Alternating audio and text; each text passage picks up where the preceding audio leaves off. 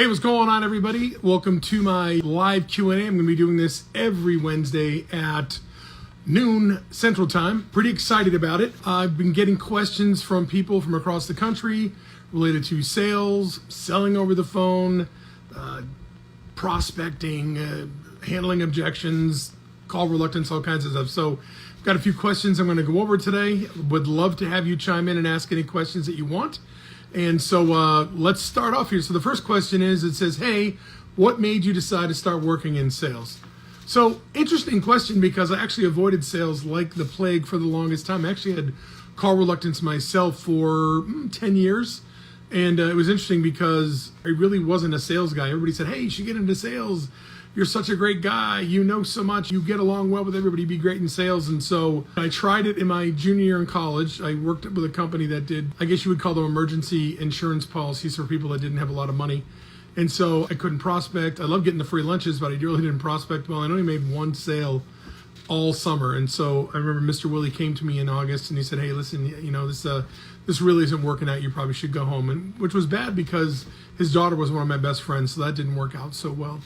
But I worked in the mutual fund industry after that, and I got comfortable with being on the phone, got lots of training on how to do well on the phone, lots of motivational training, got connected with Tony Robbins, and who else?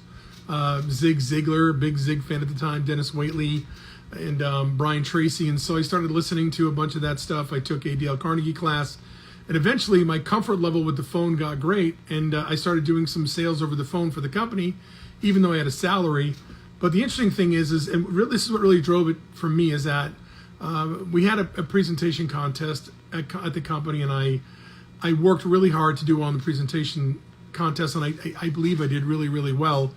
And I came in third, and I was really upset about it, and I tried to talk to them about it, and they told me just to shut up and stop complaining. So I got in my car, I called my mentor, and I said, hey, can I come over and talk to you? He said, sure. So I drove over to his house. He was married to my best friend at the time. And I said, hey, why are you a real estate agent? He goes, well, what did you do today? I said, well, I was on the phone for 9 hours. I did a presentation contest. I came in third.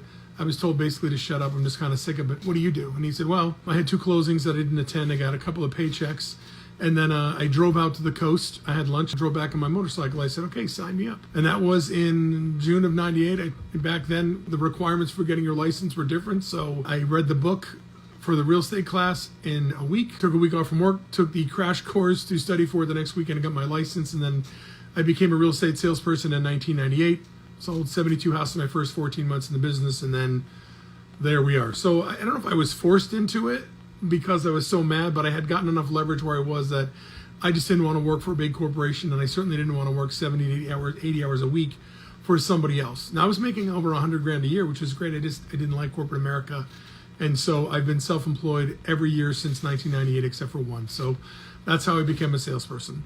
What are some tips you have for someone just getting started in sales? You know, it's interesting. I was just doing a training with the Cliff Freeman Group. If you folks don't know, Cliff Freeman's actually number 5 with revenue share in the EXP system. And so he's got a huge organization, and I've known him for a long time. And so I was doing some training with him, and we were talking today about the things you need to do to be successful in sales, especially if you're new. And he said, hey, there's a 3-legged stool, so to speak, of success in real estate. So one of those things is practicing and learning what you need to say. One of those things is implementation. And then one of those things is taking a look at what's working and what's not working, doing a much better job at what's working, and then taking what's working and either stop doing it or fix it.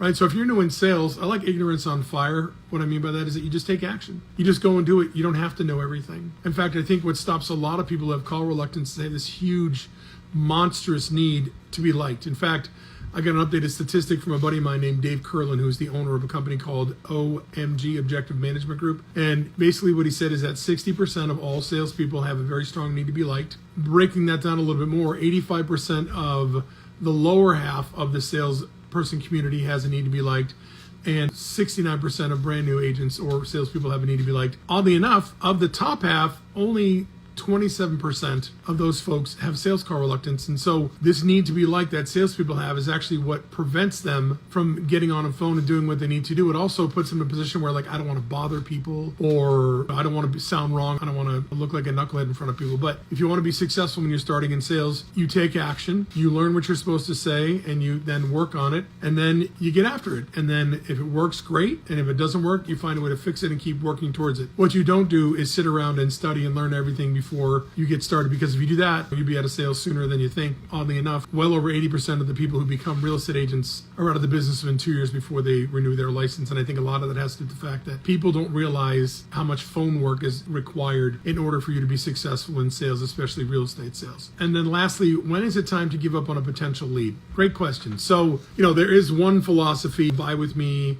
buy with somebody else or die. Sell with me, sell with somebody else or die, which I think is good. I don't think you should ever delete any leads from your database. I mean, I have people who have talked to Snoopy and Superman and all kinds of other fictitious characters and sold them houses. And I think with the advent of programs like Spokio and Ben Verified, you have the ability to hunt down just about anybody. But here's a good rule of thumb, and this is from InsideSales.com. Once you get a lead, you should contact that lead 10 times in the first 14 days. Phone calls, text messages, emails. Do your best in that period of time, mostly phone calls, but texts and emails, especially since 98% of texts get read within the first 3 seconds. So you got a legit shot of connecting with somebody. Obviously, we have to get them on the phone if we're going to create a relationship and convert that into an opportunity. Anyway, that said, 10 contact attempts first 14 days. From there, I like to put that on a once a week contact with a drip campaign. So I'm calling them, but I've got drips and texts going out automatically after that. And then after the first month, I usually put them in on a once a month phone call, right? Because if you try to get in touch with them 10 times out of the first 14 days, and then once a week with drip campaigns for the next month, they're either not motivated or they're working with somebody else. Motivation's key here, right? We don't want to be working with people who aren't motivated. In real estate, it's pretty simple. If you're moving in 90 days, and if you're selling a house, you've got equity. If you're buying a house, you've got the ability to get financing in cash, and then you've got a life event associated with your move, meaning a birth, a death, getting a job, leaving a job, something like that, then that's somebody I want to work with. But if people are hemming and hawing and it's longer than 90 days, or they don't want to meet with you, or they don't want to get pre-approved, anytime somebody gives you consistent resistance and doesn't want to jump through the hoops in order to do what's necessary to make that transaction go through, then I think that's a motivation issue. Now, one last thing, if you do talk with somebody and you have a conversation with them and you can identify that they're more of a nurturer, which means they're moving in more than 90 days, or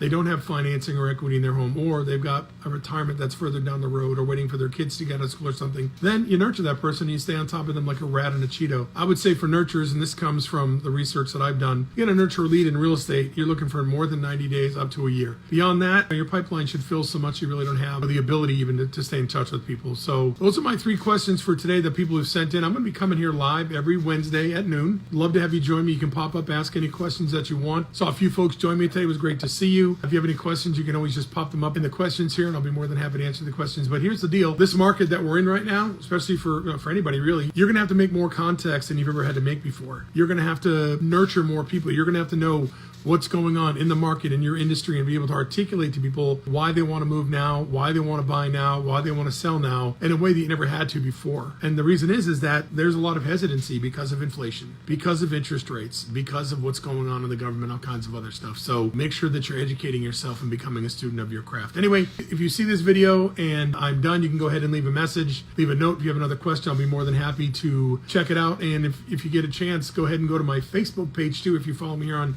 Instagram, go to my Facebook page, Wally Bressler, and join my group. We'll put all kinds of other great stuff out there to help you succeed and even thrive in this market. So you folks have a great day. I'm going to wish you good luck and good selling, and we'll talk to you soon. Take care.